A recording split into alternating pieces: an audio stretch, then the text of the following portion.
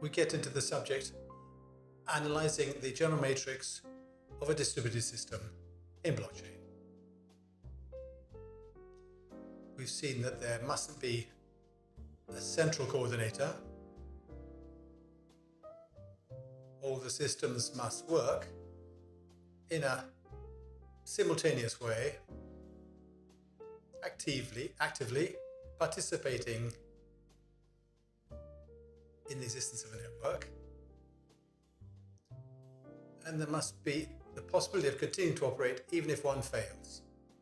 So this one, depending on the algorithms, there will be percentages in which the network functioning is guaranteed. So the basic ideas are there's a single decision point, but it's a lesionary decision point. The behavior of the system, it's an aggregated system of individual choices. From the legal and organizational point of view, it shouldn't be a central system.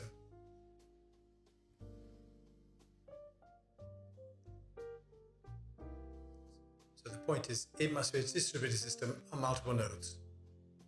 So there are three macro distinctions. It's centralized, type A. For instance, Fabric, if I'm not mistaken, is this kind of system. A central point and lots of collaborative nodes externally. Then there are decentralized systems, which are fundamentally, there are several nodes. There are bunches around single nodes.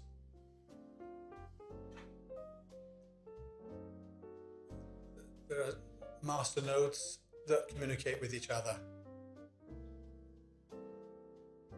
So with a few nodes, you can manage the whole system. Then there are distributed systems, which are a mesh. There's no one node connected to all the others. There are nodes connected between themselves.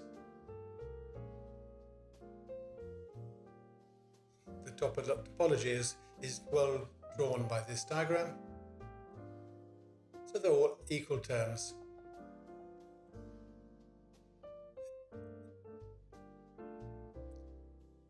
All more or less have the same information. So I connect to a few and I have access to everything. So if a node connects to 100,000 nodes, it's not just 100,000 connections, because every node will do this.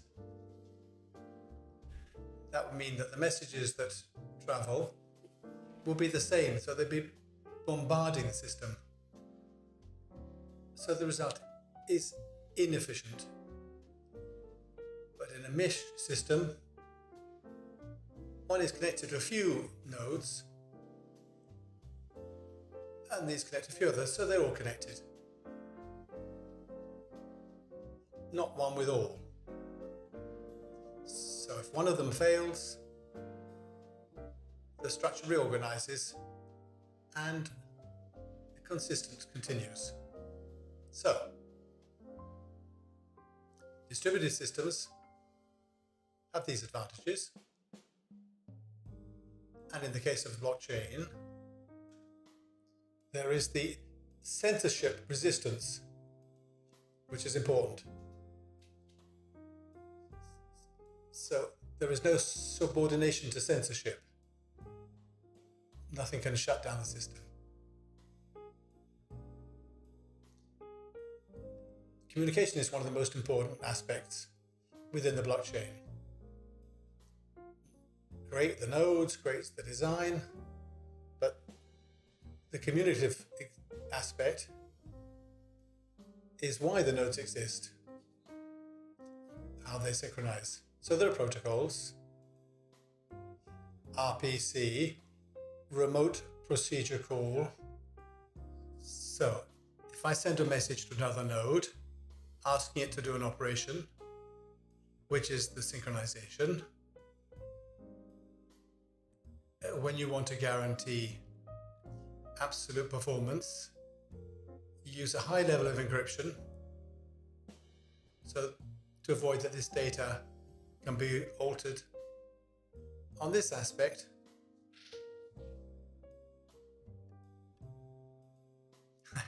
improvisingly, let's play a game together. You've all got a notebook and a pen. Let's do this. Okay, let's write our names in a table. Each of us in his table will make an Excel spreadsheet.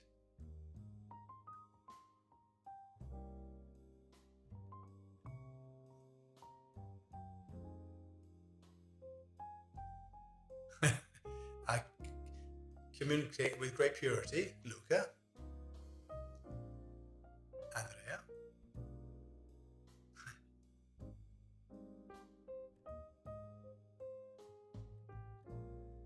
Domenico, Giovanni,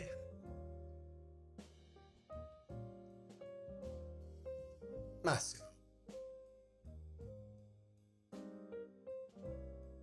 In the other columns, we'll put the balances of our current accounts. So we'll all start off with 1,000.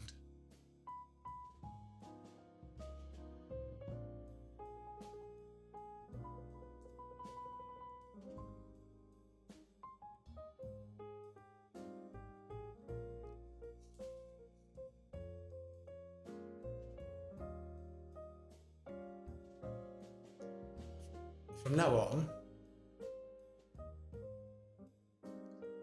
okay, you can't see the screen anymore. You can see your own sheets. We're not going to copy from each other. We'll make the first movements.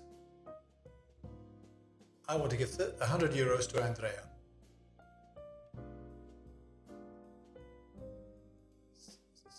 So each of you corrects the column.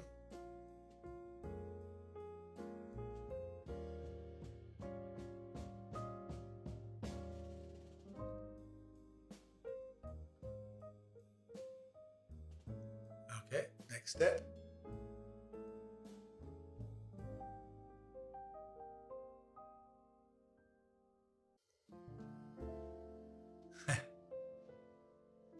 Organize as you wish, just don't lose count. As you wish.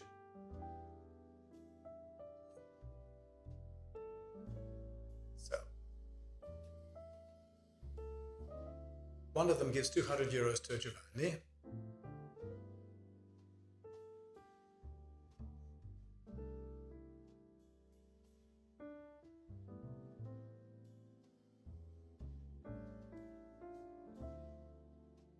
Massimo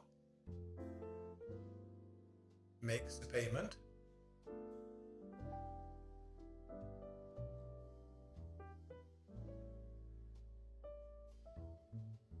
Somebody's sending some money to Massimo.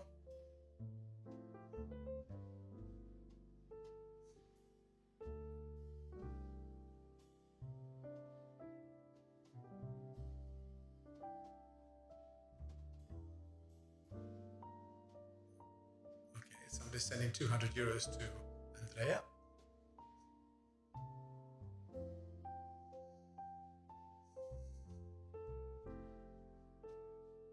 So, am I right to think that Domenico has 1,000? Giovanni has 800. Luca 1,200. As you can see, we've managed to move money without a central system. We made a broadcast communication. Each of us listened to the messages, and each of us has managed to keep the blockchain up to date in his little notebook. So let's try and do something incorrect. Andrea gives €1,000 to Luca, but Andrea didn't say it. What's the problem in this case? You've heard messages blindly, but it was implicit that the message was sent from he who had the governance.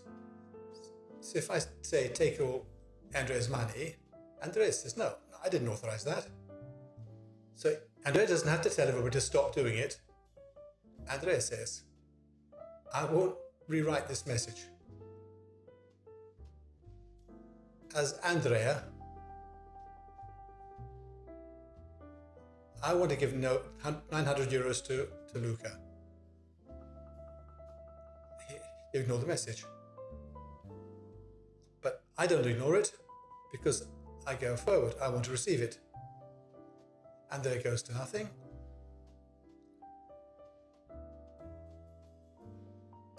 Luca gets 2,100. At this point,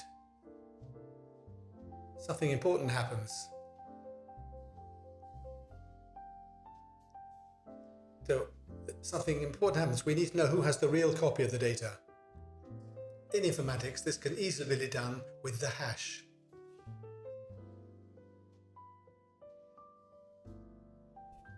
So, if I could make the hash of this table,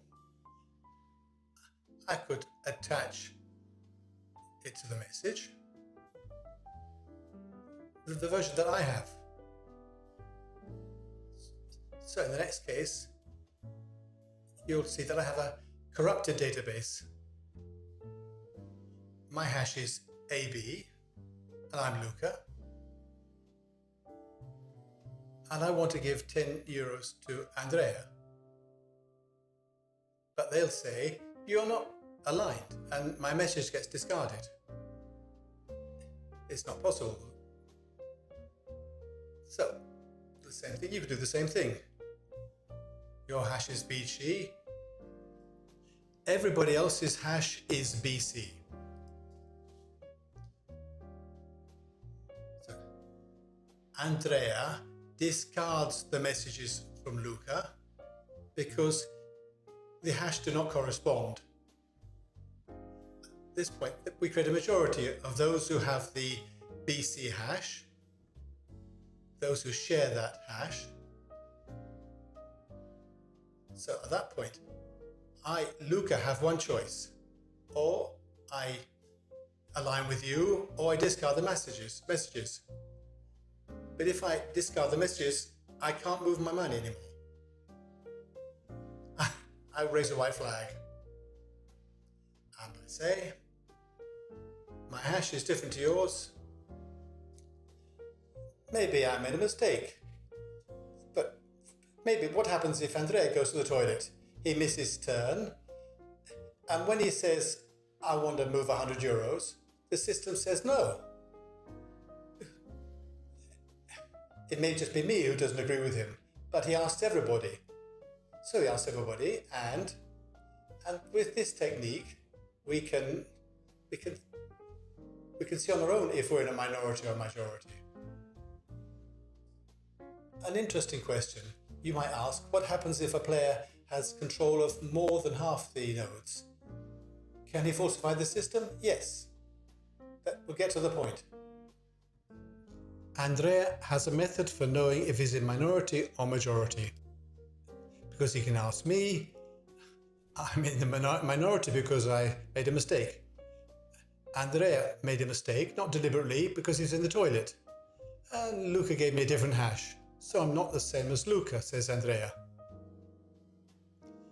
But 3 have the same hash. But there are 3 different hash. 3 have got the same hash. Luca has a different hash. So I'm only going to trust those 3 because they have a relative majority of the same hash. Excuse me, how can I get back to be in the system? And the rule to align me with a step we haven't done so far, because we're playing on paper. So is to assign everybody's hashes. And then it says my last hash was AB. No, it was mistaken. Let's see the mistake. Let's look at the last one. BC.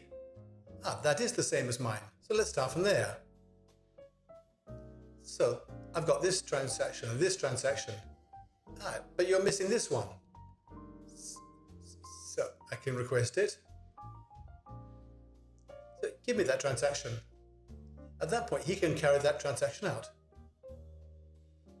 So from that moment, he is aligned with everybody else and can continue to produce transactions because his last message was different from everybody else's, but now it's the same. I, though, continue to be unaligned. There's a weight against me. The fact that I'm carrying out your modifications, even though I'm out of line, to align myself, I have to throw away everything and start again. And that's a computational cost to align me. Or there's a deliberate fraudulent motive to do this. And maybe I'm preparing an attack. This is different from attacks in games because from this point of view, attacks really happen in certain areas. But the real attack is that of double spending. And that's trying to annul a previous expenditure. I gave 100 euros to Andrea in the first passage. If I annul that passage, I find myself with 1,000 euros and Andrea with 1,000 euros. Andrea has given me a service, but I continue to say that service was not given to me. And I try and convince all the others now. It'll be hard in a year's time, but now I'm trying to convince them through the nodes, bring in other people.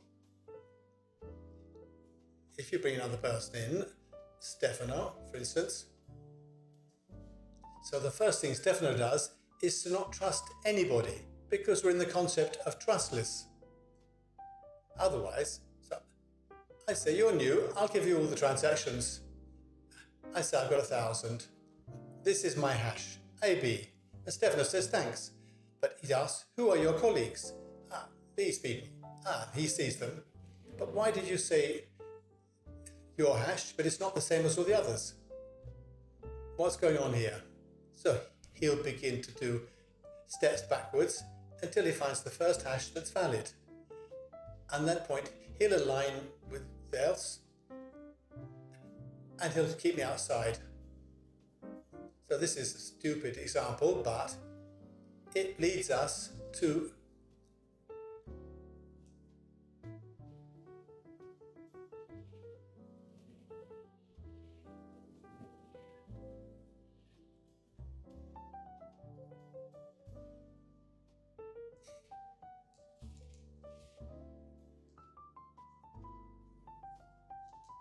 this phenomenon, this problem,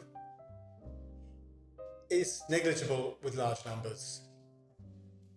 Because to have all the the nodes unaligned, is far less probable than having them all aligned. So with 3, it might happen. 2, you can play with the idea. With 100, disalign all 100 it's a profession. It would be that all. How can you create 100 disaligned nodes? To make 100 disaligned nodes, you mean I have to do a transaction? I don't tell anybody. And all the others do a transaction and they don't tell anybody. All the hashes are different. 100 nodes that don't communicate with each other means 100 nodes are not following the game protocol. They're all subversives. So how can you imagine a business in which everybody is in disagreement with everybody else? there's no agreement. There's no reason to be together. So, this is a paradox that corrects for these extreme scenarios.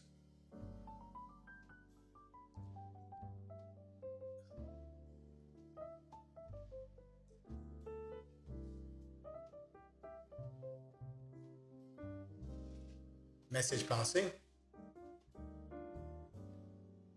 The fact that I send a message happens with a particular instrument, broadcast.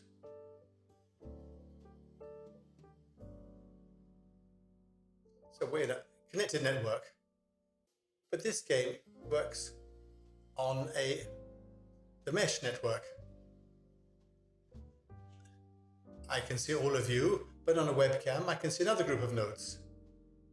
And the message is read by one of them who passes it on to the rest. This is called gossip. You know, that's what gossiping is. We spreading the word.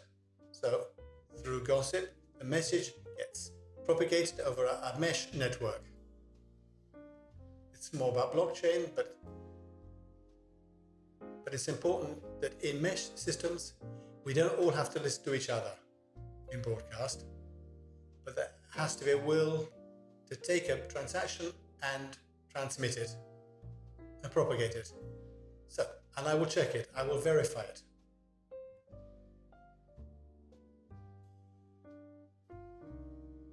It means that if there are nodes connected amongst themselves as they wish,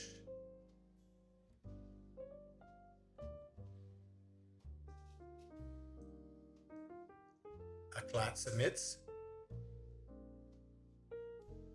a TX. This transaction arrives at the first node, which means this node has a great responsibility. Will it accept the transaction? Is it a correct or mistaken message? If it thinks it's okay, it is obliged to transfer it. This obligation in a distributed world is a software obligation which might not work. So maybe the transaction will be submitted to more nodes in case it's refused by one node. Maybe the second one doesn't refuse it and propagates it, and maybe the third one propagates it. So in a distributed system, so this is Luca, who gives 100 to Andrea.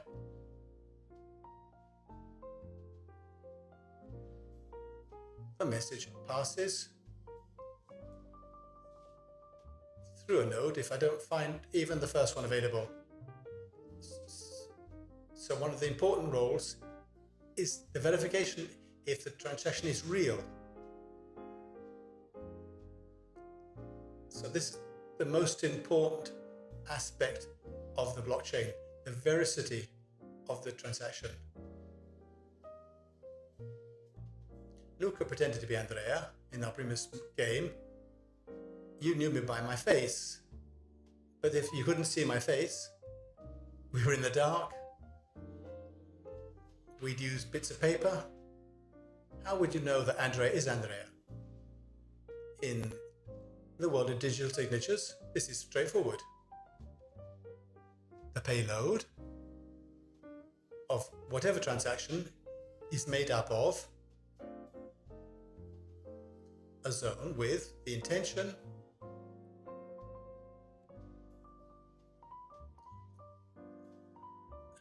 and a zone with a signature.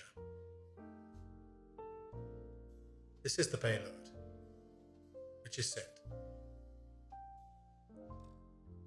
In the intention, Luca gives 100 to Andrea, and the signature is Luca's.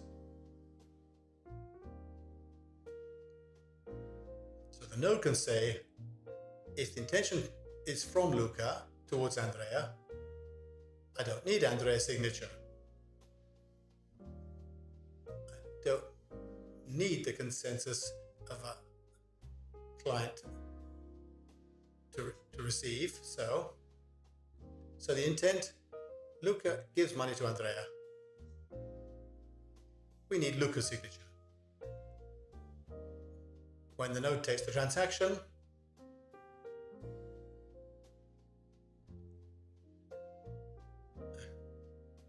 it makes sure that Luca is the real signature.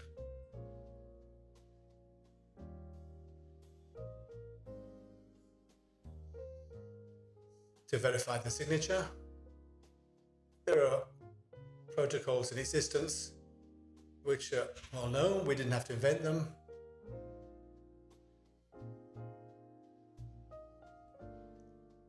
We'll do a quick look at this. What does digital signature mean? Does anybody know what it means? Signature, digital signature? Okay. Put a private key on a message.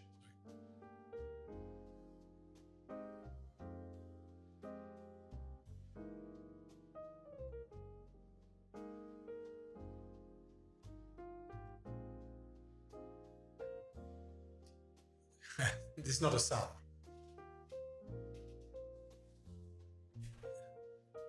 It's an F of MSG, K equals MSG signed, message signed. This F has a well-defined function. There are two forms of digital signature. The first is the RSA, now the ECDSA.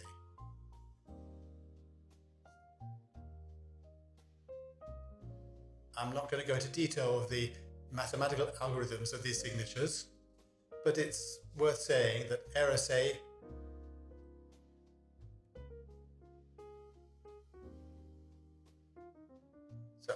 all the maths on this subject is modular mathematics, and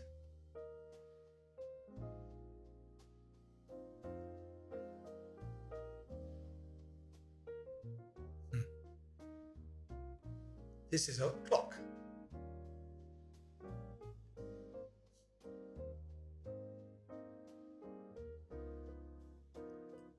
Gauss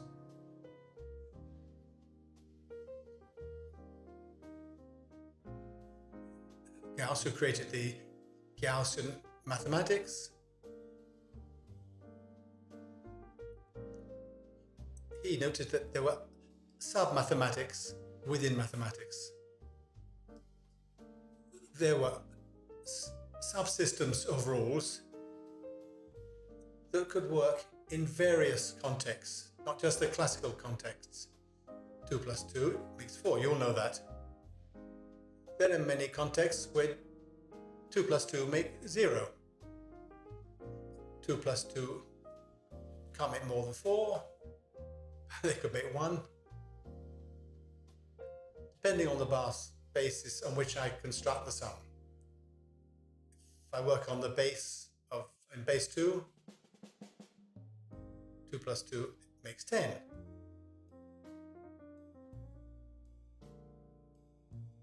Clearly, I haven't invented a new form of mathematics. I have simply utilized mathematics, moving the concept, changing concept using base 2 instead of base 10. Modular arithmetics is based on the clock. At middle school, you don't study this, but if you studied it at school, we would call it clock maths. How does the clock work? When the hand goes round, it starts again at the top. So if it's 11:30, in 12 hours time, 24 hours time, it's 11 o'clock again, it's the same time. In a billion years, it'll be 11 o'clock. This modular arithmetics, why am I mentioning it? Because on the one hand, it ensures that we can work with large numbers for computers. The big numbers for computers are a limit. So if you're a programmer, you know that instancing an large quantity of numbers, huge number, the classic thing people say to you, but I can fill up a whole number of pages of Word with the number 9 on 50 pages. Does that mean you can't write big numbers? But those are not numbers, those are text. I can't do a mathematical operation on those numbers. I can observe them, I can watch them. I can say, I can't say 9 times 18 divided by, now the computer says stop. We've come out of the range that the computer will work upon. So this is an effect of computers, which you can use as a form of prediction in some algorithms. Let me give you an example. Nice example. I said it's 11:30. And I add 4,757 days. What's the result? 11:30. If I add 2 minutes, 10 minutes, it's 11:40. Straightforward. 11:30, let's say, times 7,447 divided by 12 plus 40 minutes. I'm out of the comfort zone. I have to do the calculation.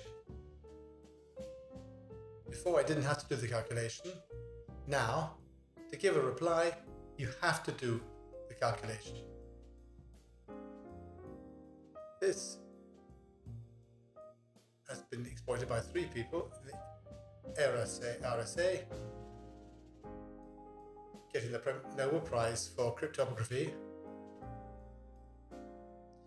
The little Fermat's theorem.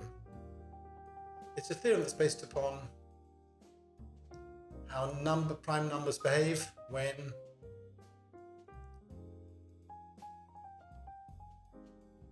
something's unknown.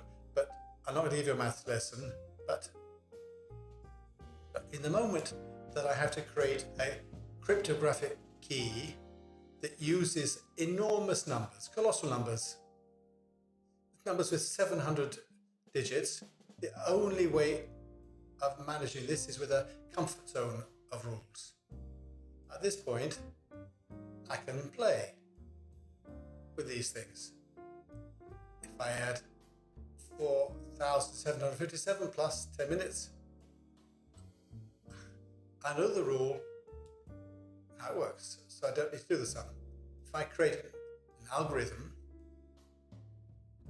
this comfort zone I keep private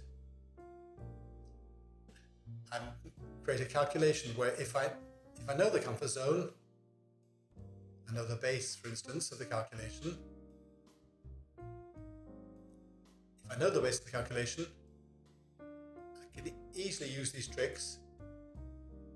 But my hacker, to do the same thing, needs to know my base. If he doesn't know it, he has to do the whole calculation to get to the end of the calculation. So with this trick, without getting involved in the mathematical specifics, you can create signature systems based upon simple systems.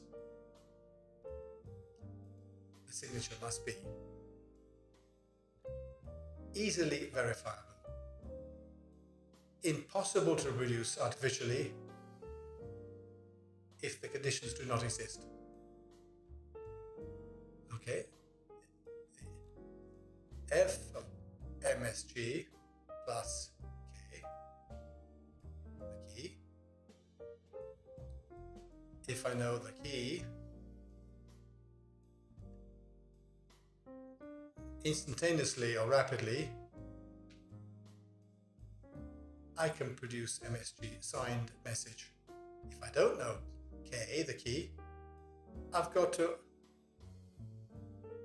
encrypt all of it, but I'm discouraged because I I'm out of the comfort zone. I have to use the other methods for calculating. So an ordinary computer might take 100,000 years to do it. So it's a trick. Or it's there and everything fits together very easily, or it doesn't. Okay, this is the basis of the digital signature. What does this mean? Only the person who has the key can, in reasonable times, compatible with humanity, can open it. So there has to be an irreversibility. From the signed message to the key. Clearly, these are not irreversible operations, but they are physically irreversible in human terms because they're all operations. You can do reverse engineering, but I'll give you an example. What's the square root of 4? 2, or maybe minus 2.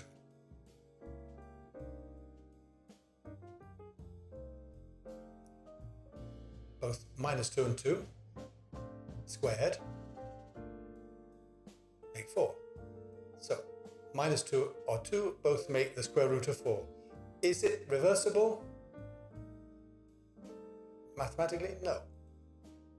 So if we take y equals ax squared plus bx plus c, the parabola, we can resolve it with an algorithmic method. So we can find the delta between the two extreme values.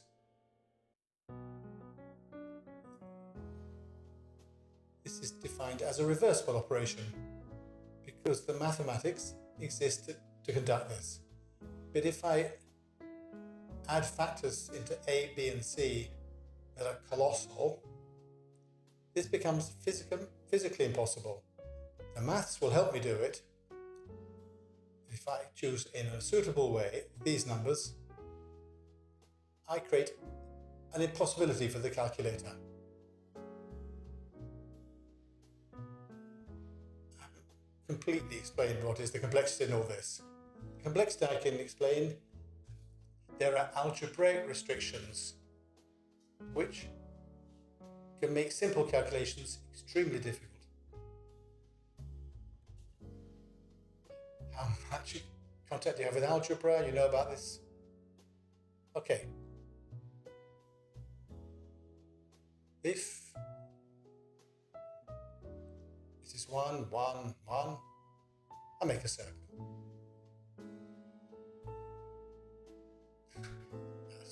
Let's hope the comfort zone, the algebraic comfort zone, becomes something that's of great importance to you. Simple Simon in the elementary school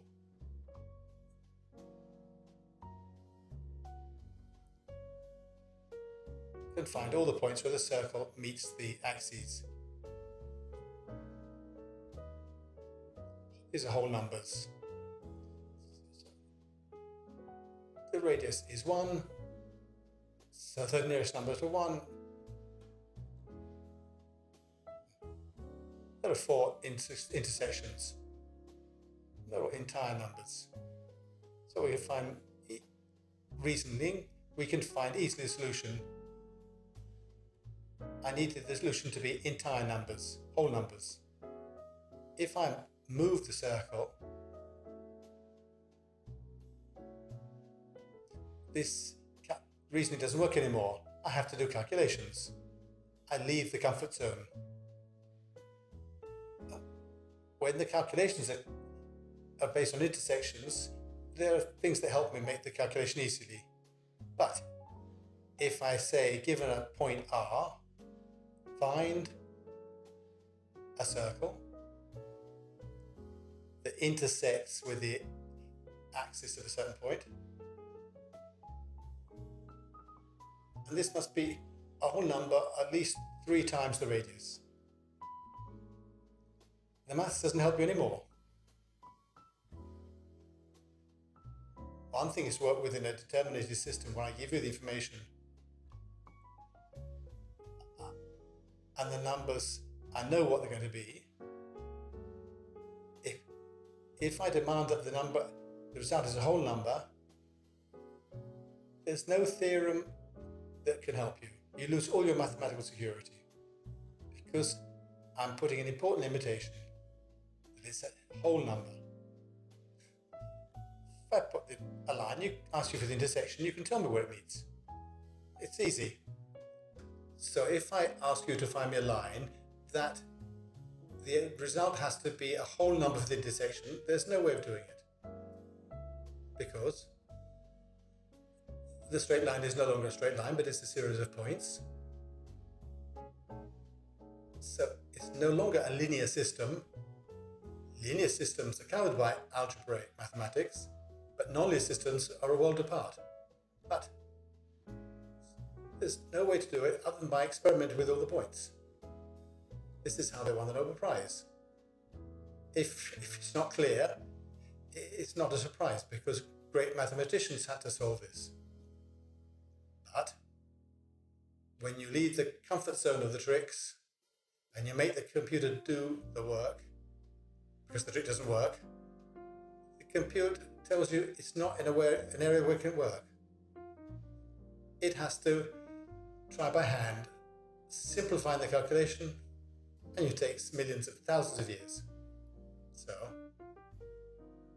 digital sigils start in this way because they can do these operations, or they know from the beginning the missing piece of the puzzle, and so they can produce artificially the result, or it's a mystery. We talk about RSA or EGDSA. Without going into the details of the calculation, the results are the same. This is called an asymmetric key.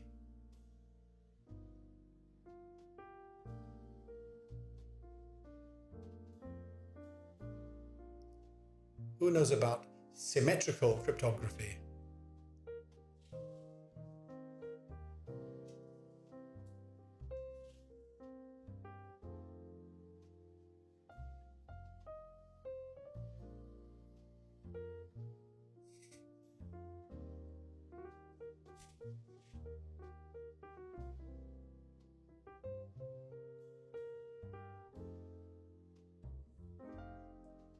Symmetrical cryptography is based upon one key, which is useful to encode a message. We can write this as F of MSG S key equals MSG S. So that's the encoding function. The F of MSG signed SK equals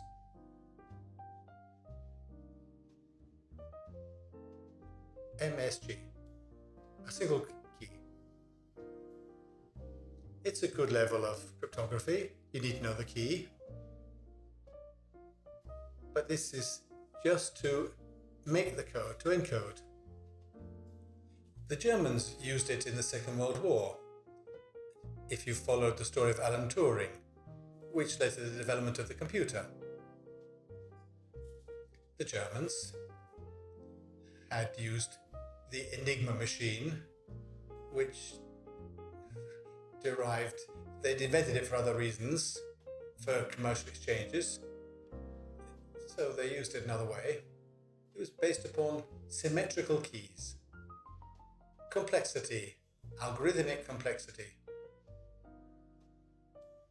It was hard to find the key, so there were no other computers, so only mathematicians could do these calculations. So, trying to find the key, you could do two things. Quite worryingly, the first, put that in the film, decipher the messages. That wasn't the hard thing. But if you you could send messages if you were there. What does this mean? If you can control the communications and send messages connected by everybody and choose targets. So the Germans waged war amongst themselves. This is the danger of the symmetrical key. Once you've cracked it, you can take possession of the identity of the other. So do you use symmetrical keys? No, for the signatures. If I need a key to recognize a message, the moment I have the key, I can pretend to be you. This is a fundamental step. This is why asymmetrical keys come into existence. Public key plus K prime private are two pieces of a unique element called the key pair. Fundamentally, with this piece, it's like taking a dictionary. With an axe, you cut it in half. What happens? That I have two halves, which are perfectly alignable. If I take half a dictionary, I give it to Andrea. I say to Andrea, see if you can rebuild the second half only with the first half. No, he can't do it. He sees his half, but the rest has to be rebuilt. So even if he had the whole dictionary, to actually make that cut in exactly the same way will be very, very hard to imagine. It's an extreme example, but in the world of cryptography, we push to colossal numbers to arrive at this level of impossibility. So what's the key pair? It's two pieces of data which are divided on an elliptic curve. Let me try. It's something like this. As ever, there's behind it geometry, axes that intersect with each other, but without going into the specifics of the function. You can go into detail as you wish. The result is straightforward. I have two pieces. For historic reasons, I call the public key. The other I call the private key. The public key, one can be the other. Not necessarily first or second piece. What happens in this scenario? The F of the message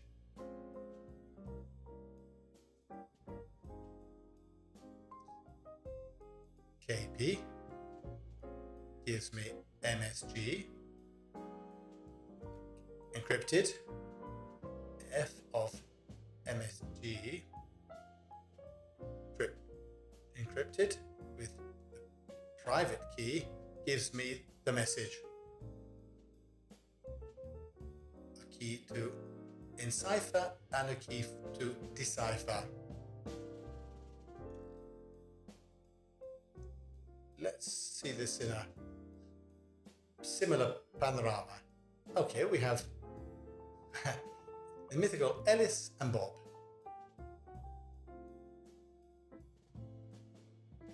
A and B.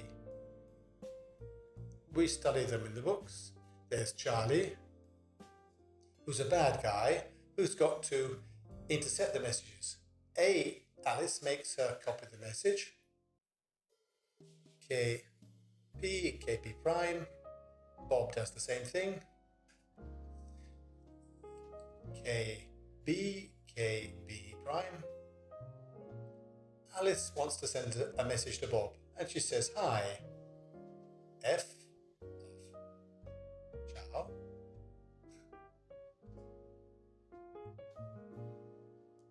Ciao with kappa A prime using the private key. I obtain a certain MSG. Completely illegible, completely encrypted, no meaning.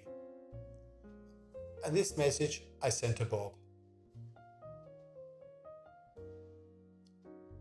but I send it with KA. So Bob receives my public key with my message encrypted with the private key, and I also supply the clear message. What can Bob do with these three elements? He's got the public key of Alice, he's got the message encrypted asymmetrically, maybe in RSA, with the private key, and the clear message. Bob does F of MSG prime A, the message in its encrypted form, and with the key A, he disencrypts it and resides at MSG. What does this mean? Okay. Who was the only person in the world capable of decoding this? Alice. Because the private key has never been put in circulation, but demonstrates the only person who could make that particular signature must be she who holds the key. So we have constructed the concept of digital signature. So in my home, offline as well, I can have public private key. I can decide to create a message, send this package of these three items, KA message encoded, a message in clear to another place. The other can verify that the only person capable of sending this message is Alice. What can Charlie do? Charlie is connected to the network with the others, and Charlie intercepts the message. He wants to try and do two things. The first is alter it. So he knows the clear message. Alice gives 100 to Bob, and he wants to change this to Alice gives 100 to Charlie. So he changes the message, the clear message. At that point, the public key of A is fine. What does Bob do? He'll try and open the message of A, but it doesn't work because it doesn't correspond to the clear message. Charlie will say, I need to change the MSGA if I want to get this message accepted. So I had to know the K prime A. I'll find it out sooner or later. Charlie's still trying. The first attempt that Charlie can make is to try and change the message. The other thing he can do is to take over the identity of A.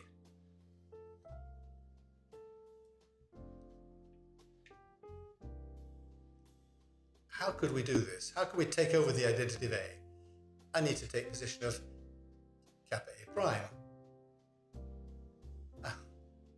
There's something of a twilight zone about this question, which is being studied by very few, where it seems that some messages facilitate this process. So if I make you sign a message, the result of the message can help me do this. But these are not messages that today are compatible with general informatics. So you send a very specific message. So you ask me to sign a message like, "Ciao, how are you?" I can recognize that as a compatible message and I'll sign it. But if you send me a packet of messages that are anomalous, I might refuse to sign them. It's not necessary that we talk about it, but it's an aspect of doubtful zone being studied at the moment. When you hear that some algorithms must be used, it's because little by little, like M5, you can find such vulnerabilities. But it doesn't mean that vulnerabilities are not to be taken too seriously, but you shouldn't use them blindly. But everything that has been signed up until now is valid, but at a certain point, you may say stop. If somebody uses this technique, it might create problems for the future, not the past. The past is past. This has happened with Wi-Fi, with the web. So constantly there are people who are working to study these shadowy areas and not to resolve them because we found them. But nowadays, the curves that we're looking at, the EGDSA, have a number by them.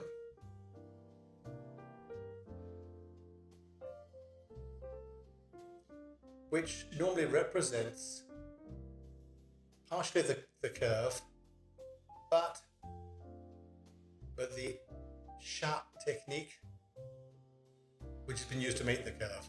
Let's go back to the previous concept. We've seen that Alice produces an encrypted message, a clear message, and a public key, so that we can see that it's Andrea who wants to move his money. Around this world, we've also met some people fixated with efficiency optimization. Cryptography is complicated and it uses a lot of computing. If we work inefficiently as well, then I don't need to say any more. When we produce the signature of a document of 4 giga, the signature is about 4 giga. This can be improved. It can be made more efficient without losing the effective results of the operation. But with the SHA, you know that the SHA is an algorithm that fundamentally, from a text or whatever, it produces a 32-bit vector.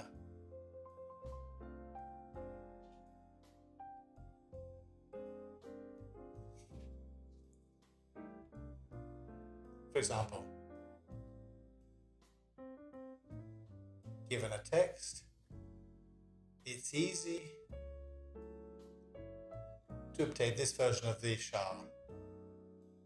Whatever modification you make to the text leads to a big change in the SHA.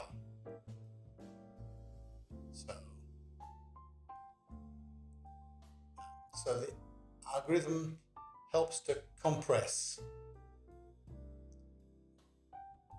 It gives us what's called fingerprinting of documents. If I have a file of 1 terabyte, how can I tell if it's exactly the same as another file? Yes, I can see it has the same dimensions, but I have no guarantee that it's the same file. What can I do? I take the file of 1 tera, I take its SHA, I take the SHA of the other file, and see if they're exactly the same. If they are the same, then the documents are the same. If something has changed, then we'll have 2 different SHAs. Let's see how we can use the SHA in the case of the signatures. Here I've got Alice.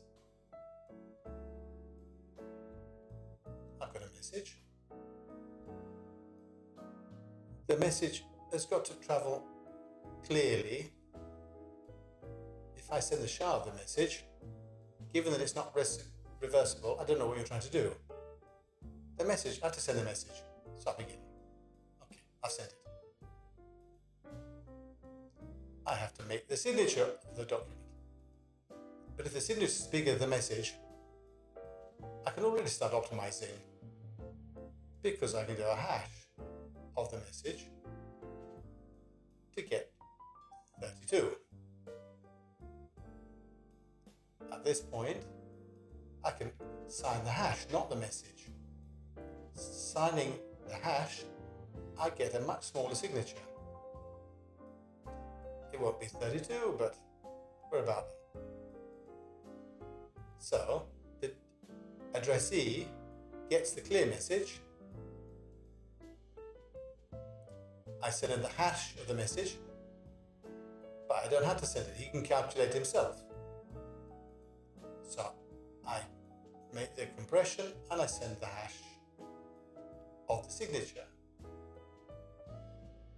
And I send my public key. I've reduced everything to half. So with this optimization technique, it doesn't conflict with the general rule. What would Bob do on the other side? Bob takes the message, the original message, does the hash, takes the signed hash, tries to disencrypt it. Doesn't have to be the same as the message, but the same as the hash. Okay, that proves that this is the concept of digital signature. There are various algorithms. In our case, we use the ECD S.p.A. The 256 was the older version. Many people are moving away from the SHA-256 because it's compromised. There are conflicts that are well known. Let's say the 384 is still relatively used. We don't know of any conflicts with the 384. The next one is the 512. The difference is that the dimensions increase notably, so we could arrive at the 1024. But at this point, you start sending megabytes of stuff. So we try to reach a compromise between the security and what's effectively the need of the data we send.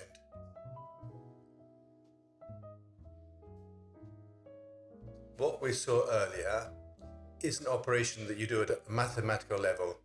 Any software with a library can do it. There are hardware devices that do this instead of the software, but they have an important characteristic, which in our case is central. These devices are tamper-proof. That is, it's not possible to know the private key because it's not known. The device does not show it. So the mathematical processor keeps it hidden. It just does signature operations. This gives a guarantee of univocity. What you saw earlier is that if I have Alice's private key and I copy it around, I don't know if Alice really signed it. I have the physical guarantee of the device. If I try to tamper with it to get the private key, the device breaks down. It disconnects from the power supply. These devices all are born virginal, but the producer doesn't know the code. But the first startup, there's a boot that creates a random key, the primary key, but the primary key is certainly RSA, but you need to look at the secondary keys, because the primary key, it can create the secondary keys on the same principle. The secondary keys are ECDSA or SPK 186 of Bitcoin. To date, our technology supports 5 signature types, but it's open source, so adding a new signature, you just need to know the curve and the type of signature, and it can be inserted easily, no problem. With this overview, we've solved some problems. First of all, the integrity of the messages. we found a technique to impede the man in the middle, the Charlie whoever, who tries to get into and interfere with the message. We've seen how to make these messages efficient, and we arrive at the problem that some of you may have heard of, the Byzantine attack. When Domenico says there are 3 nodes, what happens? You get into a loop, there's a phenomenon which is similar to the problem of the 3 nodes, a phenomenon of coordination, which is known in distributed systems. Let me explain it to you as I understood it.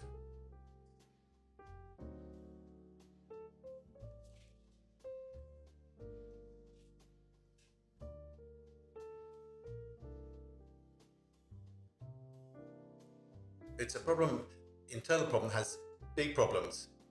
The problem is known as the attack of the Byzantine generals, the coordinated attack. There's a castle, a central castle.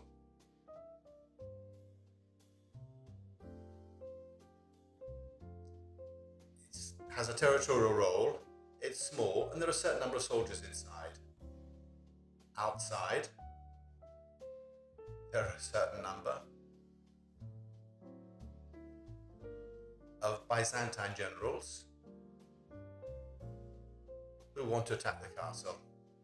The rule says, let's say there are 3.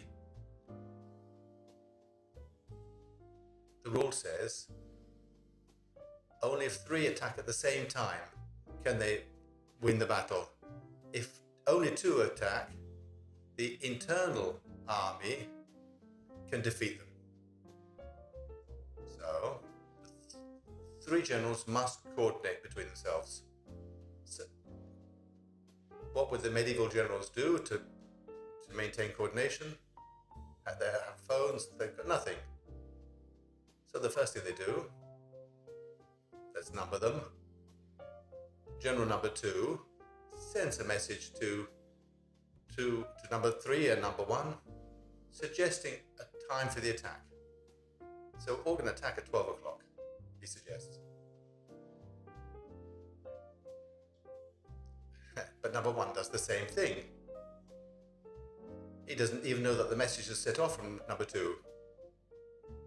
If there was synchronization, when the message leaves, we all attack, but they don't know what's happening, whether the message has arrived. Entering into medieval behavior, arbitrarily, General 1 sends messages to numbers 2 and 3, suggesting 1 o'clock. 3 does the same thing with another time. They've got to find a way of agreeing a time. So there are techniques to do this. The technique could be, let's keep on sending messages randomly and to all decide the same time. So, obstinately, I keep on suggesting the same time. 12 o'clock. Somebody else will suggest 12 o'clock. And we hope in the end we all align on that time. Number 3 might choose something else. 3 says you don't want 1300 hours, so you suggest other times. Number 2 might do something else. Now you can see how complicated this all is. How can you organize a group without a central control? If there was a central control, it'd be easy. Commander 1. Everybody sends messages to 1. He decides, makes evaluation, and says, oh, I understand. You, 12 o'clock. I'll decide for all of you. These are generals who don't have a chief. It's a problem of distributed systems without a central control. So, there is a solution. There's a trick.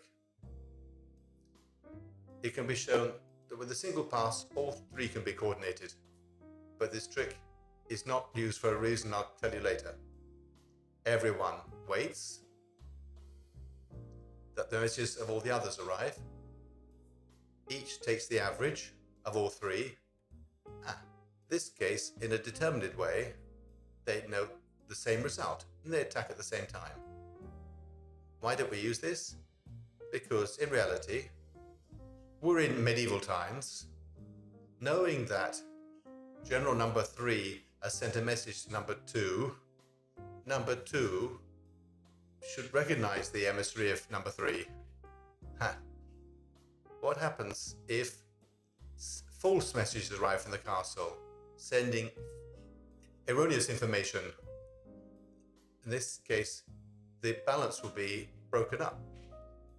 If I knew this trick, I'd send 2 different messages. At 2, I would say let's attack at 12. At 3, I'd say let's attack at 12:30, and the other at 1 o'clock. So the average has changed. So this technique can't be used.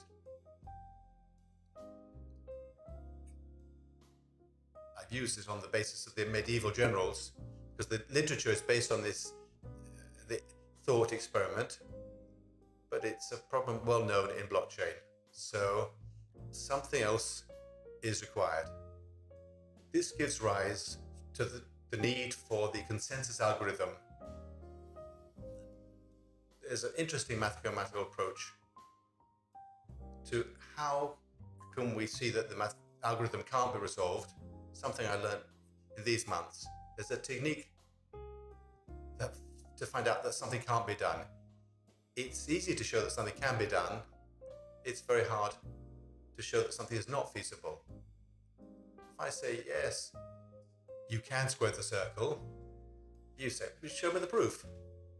And until you show me the proof, I can't answer this. How can you show that something can't be done? They've worked on it. And what can be shown is that if there was an algorithm, any type of algorithm, that in an efficient way allowed us to arrive at the consensus of the message, it would be it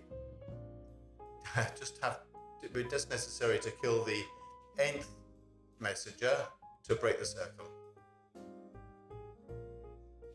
If it's true that the algorithm, we don't know what it is, maybe somebody's found it, it's made of 7 or 8 passages, and only that is certain.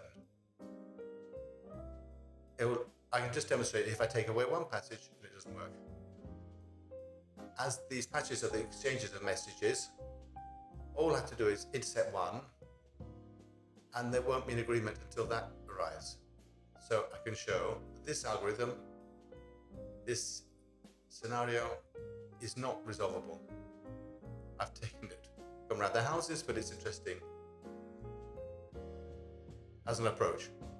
In fact, we talk about algorithms that must manage messages, that guarantee security and the eternal life and the survival in a Byzantine scenario.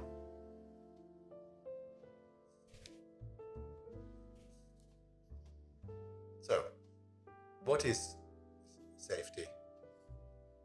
It's not security. When nothing bad happens, the system remains consistent. There's nothing compromising around. The interesting bit of all this scenario, is the concept of modernization of the Byzantine system. The FTP are full tolerant Byzantine. Everything happens as long as there are no contradictions. When you create algorithms of consistency, as long as we're talking about games or designs, but how can we create of distributed legionary nodes, each one working on its own, and find a precise way of defining the tricks of attack to the system. A modern system these days has BFT, Byzantine fault tolerant, which are able to guarantee the security, which is the life of the message. All of this, I jumped a slide,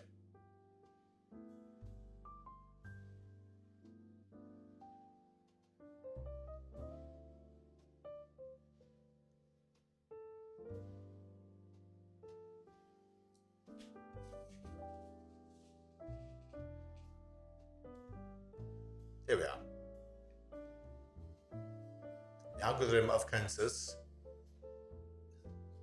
because of this scenario that we looked at, the algorithm must have a time determination. If I say, let's say, sooner or later, the consensus will be found. In information security, the more sooner or later can't just live to chance. If I say between now and n years the node will align, the node can't stay in the suspicion that it's not yet aligned. Or it's done it within a minute, and so in a minute I know whether I'm in the minority or the majority. In that case, if I'm in ambiguity without a time limit, I remain in check. There must be a determined time, so I can say to the algorithm, in this moment, are you aligned? And it says no. At that point it says, no, I'm not aligned. Something went wrong. Oh, everything's fine. If I leave the liberty of choice to the ambiguity of the algorithm to say, who knows? Maybe yes. This can be shown. This is a consensus algorithm that can devastate the network according to some scenarios.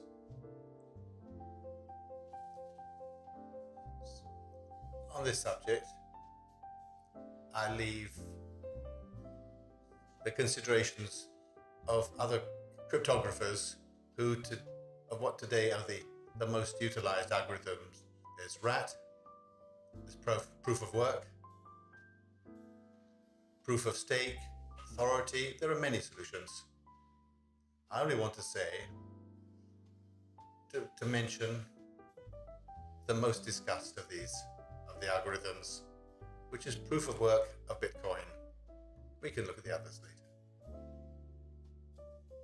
But proof of work of Bitcoin is an algorithm which fundamentally works like this. There is a series of nodes, each one on its own way, as we saw before, as we saw with the pieces of paper before. Each one has in its mind a problem to solve.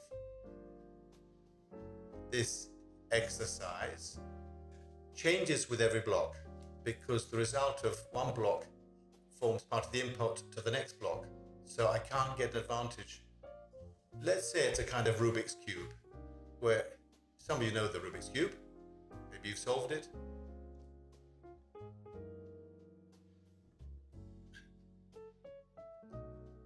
So if today I give you a Rubik's Cube in your hand, 10 seconds you can solve it. But there is a way of solving it quickly. That is to take one that's been solved and work out the steps that have been taken to do it. How can I see that you are owners of Rubik's Cube? If I take one that's already solved, you show me the steps you took to do it. Show me that you're the owner of that Rubik's Cube. You're the only one who can do that. These techniques are used in the Bitcoin, which is not exactly a Rubik's Cube, but the algorithm of Bitcoin foresees something very simple. We saw what is the hash. Given a certain message, this message produces a hash, 42597 in decimals. Given this, if this message was predetermined, I could know the hash. If I know the message, I can know the hash. If the object was different, find a message of which the first character of the hash is 4, it's a challenge. Okay. So each of you sets off and tries the hash of A, the hash of B, the hash of C. You try everything. There's no reversible way given a hash to find the message. So you try every possible message until you get a message with the first digit of the hash is 4. So the unknown is the first letter of the hash. Everyone suggests a message. Everybody tries to do this. Somebody finds it. I've got it. The first one who's got it produces a block.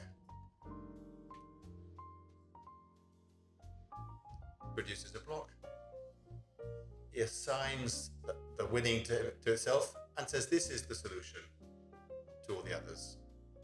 At this point, the others check to see if it's true, make sure that it hasn't invented the solution. Doesn't take long to do that. If it takes 5 minutes to find the hash, it just takes a second to check it. This is like the Rubik's Cube. It doesn't take me long to find out that I've solved it. It takes me much longer to find how I solved it. If he has really done it before the others, he's won. He's won his block.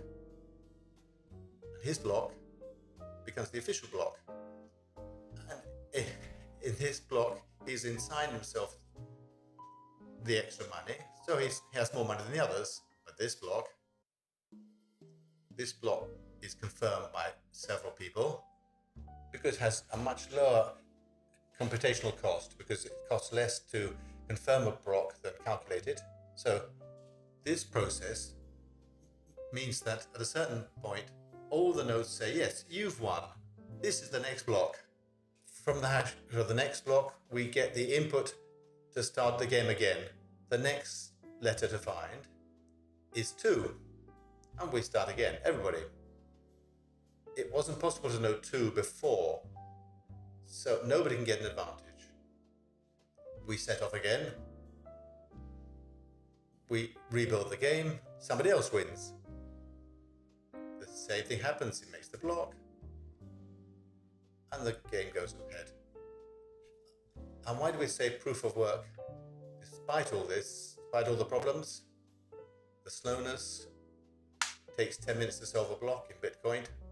You need a huge expenditure of, well, a colossal expenditure of energy to get to this point. Why? Because fundamentally, it's difficult that this happens. A chain is made of blocks. At a certain point, I make an expense on this block to annul a block. It shows I've made an expenditure. I want to make a new block. And this block doesn't include this expense. While everybody else is going ahead with this challenge, making it a new block, I leave. I try to work on my own. I try alone. I try to convince the others that my block does not contain that transaction. So I try it within 10 minutes. I can resolve the block, and so I propose it to the others. But in the meantime, the others have gone ahead. So to get my block accepted by them in the previous game, when I've solved that one, the first one, to make the chain, I have to build the chain with the other transactions. In the meantime, the others have gone ahead. So I have to take the corrupted block, take the other transactions, rebuild those blocks. In the meantime, the others are going ahead. So to manage to submit my block without the transaction, I can annul the transaction in the previous block easily. But it's much harder to annul the transaction in the 4, 5, 6, 7, or 8 preceding blocks. Because if I try to annul 8 preceding blocks, these points, I need a lot of energy to make these specific points.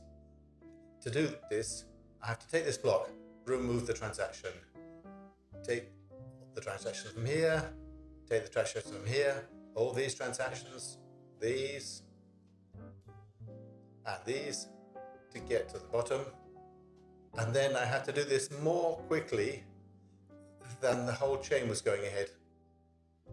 So if today it's true that to add one block, you need the computational energy of, say, Scotland, to add 6 blocks, we don't have 6 Scotlands. Ethereum has corrected this